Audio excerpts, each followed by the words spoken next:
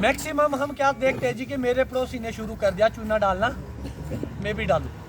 चूना अगर हमारे लिए वरदान है तो अभिशाप भी है।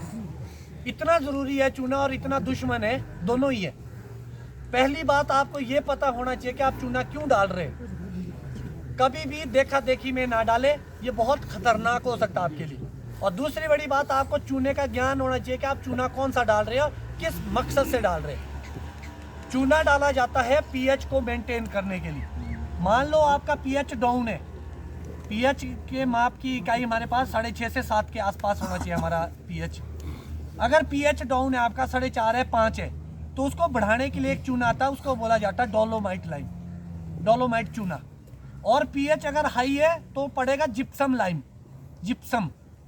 कभी भी ऐसा नहीं करना कि हर कोई डाल दिया, दिक्कत आएगी, पीएच गड़बड़ हो जाएगा, फिर दिक्कत आएगी आपकी। तो चूना हमेशा जांच के ही बाद पड़ता है, अदरवाइज अंकल नहीं पड़ता है। ना डाले, पहले जांच करें उसके बाद डालें। जीरो बजट फार्मिंग का क्या महत्व है इसमें? देखो जी, प्रोडक्शन में जीरो लागत फार्मिंग सॉइल स्ट्रक्चर को इम्प्रूव करने के लिए एक बेहतर विकल्प है हमारे पास। क्योंकि मैक्सिमम सेकंड थर्ड जनरेशन में हम बागवानी करने लगे, सॉइल स्ट्रक्चर हमारा ख़राब हो गया है केमिकल से, तो उसको रिवाइव करने के लिए ज़ीरो लागत बहुत अच्छा ऑप्शन है, बहुत अच्छे परिणाम उसके। जो आत्मा प्रोजेक्ट, जब से ये ज़ीरो लागत चली, आत्मा प्रोजेक्ट जो सरकार का, उसका मैं भी स्थायी मेंबर हूँ, मैं भी मीटिंग अटेंड करता हूँ, मेरे अंडर भी है, मैं एग्रीकल्चर के अंडर है, वो एग्रीकल्चर के कैंप्स में भी मैं लगाता हूँ शिमला के अंदर।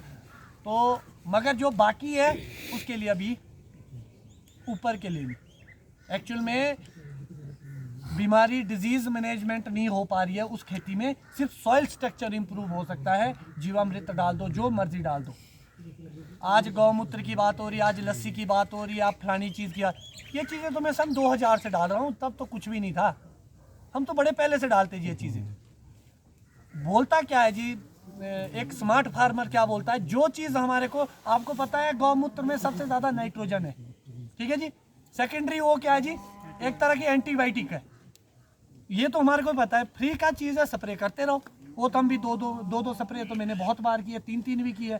लस्सी भी हम डालते हैं उसमें पहले से ही, तो बहुत पहले ही चीज़ है जी, उसको आप सॉइल स्ट्रक्चर इंप्रूव करने के लिए डाल सकते हैं। मगर डिजीज़, फंगल मैनेजमेंट और पेस्ट मैनेजमेंट में अभी वो कारगर नहीं है इतना। और हमारे को नेचुरल और केमिकल में कॉम्बिनेशन बिठाना पड़ेगा, एक ही चीज़ पॉसिबल नहीं है। अगर डालनी है तो मिक्सिंग करके डालना पड़ेगा, जहाँ जो चीज़ की ज़रूरत है वो डालनी पड़ेगी। 100% आप नेचुरल फार्मिंग पे ना जाए, क्योंकि अभी नहीं है जी ऐसी कोई सक्सेस स्टोरी उसकी, इसीलिए आप उसको थोड़ा सा अवॉइड करें। हाँ, सॉइल स्ट्रक्चर के लिए बढ़िया जी, और बीच बीच में आप स्प्रेज करते रहेंगे, वो भी बढ़िया रहेगा। सेल डिवीजन में भाई ना सर, देखो जी, सेल डिवीज़न किस चीज़ से होता है? न्यूट्रिशन से होगा ना जी। तो न्यूट्रिशन आप उसमें कम मात्रा में होगा, केमिकल में हाई मात्रा में होगा। अब तो पीजीआर का ज़माना आ गया, 6 भी सबसे ज़्यादा सेल डिविजनर है, कैल्शियम करेगा, बोरॉन करेगा, नाइट्रोजन करेगा, सब करेगा। मगर हम वो न्यूट्रिशन तो डाल रहे हैं ना जी। मगर जो आप सेल डिवीज़न की बात कर रहे हैं, साइज़ की बात करें, क्वालिटी की बात करें, मैक्सिमम हमारे को तो ये समझना पड़ेगा, पहले तो आपको बैलेंस क्रॉप लेनी पड़ेगी, आपको वेजिटेशन में काम करना आना चाहिए। ग्रोथ लेना बड़ा चैलेंज होता है, मरे पौधे में ग्रोथ लाना चैलेंज होता है, और ग्रोथ वाले पौधे में कंट्रोल करना बड़ा चैलेंज होता है। तो जिस दिन आप प्रूनिंग और ट्रेनिंग प्रोग्राम और बैलेंस न्यूट्रिशन के बारे में जानते हैं, उससे आप ये चीज़ कर सकते हैं, अदरवाइज नहीं कर सकते। और जब हैवी क्रॉप लग जाए तो फ्रूट थिनिंग पे ज़्यादा जाओ, लाइट पेनिट्रेशन प्रॉपर होनी चाहिए, सेल डिवीज़न तब भी बेहतर होगी, हर चीज़ से बेहतर होगा। और वेजिटेशन में ज़्यादा एनर्जी जाने से भी हमारा गुणवत्ता डाउन आती है जी। तो सेल डिवीज़न भी सब चीज़ें होगी, मगर एक सिस्टम बिठाना पड़ेगा जी दोनों चीज़ों में। पेड़ मर रहे हैं रूट रॉट और देखो जी, रूट रॉट, और जब भी पीएच डाउन होता है मिट्टी का तो फंगल डिजीज़ फैलते हैं। जैसे ही पीएच राइज होगा तो बैक्टीरियल ज़्यादा फैलते हैं। तो जैसे ही रूट रॉट, फंगल डिजीज़ फैलने लगे तो मतलब आपका पीएच का गड़बड़ है, पीएच डाउन है आपका। एक तो पीएच मेंटेन करो, दूसरी बड़ी बात है अगर मॉइस्चर ज़्यादा हो तब भी रूट रॉट आता है। तीसरी बड़ी बात है जी, जो हमारे खोदने की प्रक्रिया है ना जी, जैसे मान लो एक पौधे में रूट रॉट आया, और ये मैक्सिमम बीमारियां कहाँ से आती है जी? नर्सरी से। जब आप नर्सरी से पौधा लेते हैं तो जब आप नर्सरी से पौधा लेते हैं एटलीस्ट उसको ब्लाइटॉक्स से वगैरह में उसको डिप करके उसको थोड़ा सा सैनिटाइजेशन की ओर उसमें एंटीबायोटिक भी आप डाल सकते हैं। उसके बाद मान लो बीमारी आ गई, उसके बाद हम क्या करते हैं जी, तौलिया बनाते हैं। जब आप तौलिया बनाते हैं तो जो कसी होती है ना जी, कसी में मिट्टी चिपकती है, तो आप यहाँ से दूसरे में गए तो वो यहाँ से फिर पीछे से आपने टीलर चला दिया तो वो तो यहाँ की मिट्टी वहाँ फेंक देगा, तो वो सारे में ही चला जाता है। पानी ना रुके, एक अच्छा ढलान हो, ज़मीन में हल्का सा ढलान हो कि जो पानी और मैक्सिमम जो है जी पौधे अंदर लग गए हैं, ऊपर से वो गांठें दब गई है, जड़ें नीचे रह गई, मिट्टी का ढेर आपने तौलिया वो बनाते हैं ना अरे पर से इकट्ठा करके, वो ढेर इतना हो जाता है मिट्टी का, तो जड़ें यहाँ नीचे होती है और ऊपर से ढेर है, ऊपर से गर्मी पड़ी नीचे मॉइस्चर हुआ तो ह्यूमिड कंडीशन बनती है जी, फंगस तो ह्यूमिडिटी में फैलेगी। तो जब आप रूट सिस्टम ऊपर ही रखेंगे ना, मतलब बेड रेज करके, जैसे ये मिट्टी है यहाँ ऊपर आपने बेड रेज किया है, जड़ें जब ऊपर ऊपर फ्लोट करेगी तो ये अल्ट्रावेटिक रेज से जो सूर्य किरणें से उसे वो सैनिटाइज भी होती रहती है, क्योंकि सूरज की किरणें मारती है ना जी उसको ज़्यादा, तो आपके प्लांटेशन में भी दिक्कत है।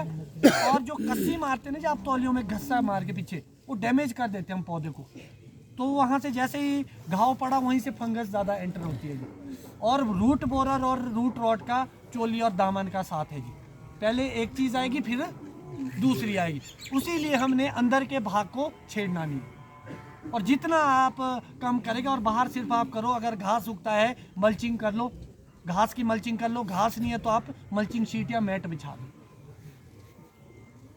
सर एक समस्या मेरे को लगता है कि मेरी केले की नहीं ये समस्या हुई है, भैंस का पत्ता गिरना, इसका हल क्या है और इसकी वजह क्या है? देखो जी, सबसे पहले तो आप एक चीज़ नोटिस कर लेना, जिस दिन आपके बगीचों में पत्ती आनी शुरू होती है, आपके सामने कैलेंडर सबके पास है, मार्क कर दो कि फलानी डेट को हमारी पत्ती आनी शुरू हुई है। उस डेट से लेकर 60 से 65 दिन तक, 60 से 65 दिन तक कोई भी पत्तों की बीमारी पेड़ में नहीं आती, सिर्फ एक पाउडरी मिल्ड्यू आती है जिसके लिए आप स्प्रेज करते हैं। ठीक है जी। अब बात आती है कि आपने कैसे करना है। सबसे पहला कदम उठाना जी आजकल सर्दी की फ्लोर मैनेजमेंट से लेकर प्लांट मैनेजमेंट तक। आपने भी पीछे मेरी वीडियो देखी होगी जिसमें मैंने बताया था जी आजकल कास्टिक सोडे की आप स्प्रे कर सकते हैं 1.5 किलो 200 लीटर पानी के हिसाब। अभी आप स्प्रे करेंगे, कुछ स्प्रे नीचे भी गिरेगी, उसके बाद लगभग 15 से 20 किलो यूरिया आप एक ड्रम में मिक्स करेंगे, पावर स्प्रे स्टार्ट करेंगे और गन से पूरी मिट्टी में स्प्रे मार देंगे। उससे क्या होगा जी, जो फंगस है वो कहाँ रहती है, पत्तों में, वो ये क्या हो जाएगी, यूरिया से डिकम्पोस्ट सड़ जाएगी। या सारे पत्तियाँ इकट्ठी करके एक गड्ढे में डालो, ऊपर से वेस्ट डिकम्पोजर डाल दो या यूरिया ही उसके ऊपर गिरा दो, वो गड़ के खाद बन जाएगा। पहली बीमारी कंट्रोल आ गई आपकी सर्दी में। कई लोग उसके बाद लाइम सल्फर की स्प्रे कर सकते हैं जनवरी में, जब आप उसकी भी स्प्रे करें तो उससे भी कंट्रोलिंग आएगी। फिर बड़ी बात आती है जी पतझड़। पतझड़ अल्टरनेरिया और मार्सोनिना मैक्सिमम 2 ही ऐसी चीज़ें हैं ज़्यादातर जो हमारे पौधे को पत्तों को ख़राब करती है। उसमें अल्टरनेरिया ज़्यादा खतरनाक नहीं होता, अल्टरनेरिया में अपने ब्राउन से स्पॉट पड़ते हैं, देखो पड़ते हैं ना जी। और मार्सोनिना जब वो पीलापन की ओर जाता है, देखो जी फंगस को मारने के लिए कैसे मरेगी जी फंगस, फंगीसाइड से मरेगी ना जी। तो जो फंगीसाइड है वो अब तो 3 तरह की बोलूँगा मैं, एक कॉन्टैक्ट, एक सिस्टेमेटिक, एक आपने देखा होगा ब्रॉड स्पेक्ट्रम करके आती है, 3 तरह की आती है। तो जब आप स्टार्टिंग फेज में स्प्रेज करते हैं, चाहे आप बेविस्टीन की करते हैं, कई लोग रोको डालते हैं, कई लोग माइक्लो बुटालिन डालते हैं जो इंडेक्स वगैरह भी आती है नाम से, तो जो ये चीज़ें हैं जी उसको करते हैं आप स्टार्टिंग फेज में।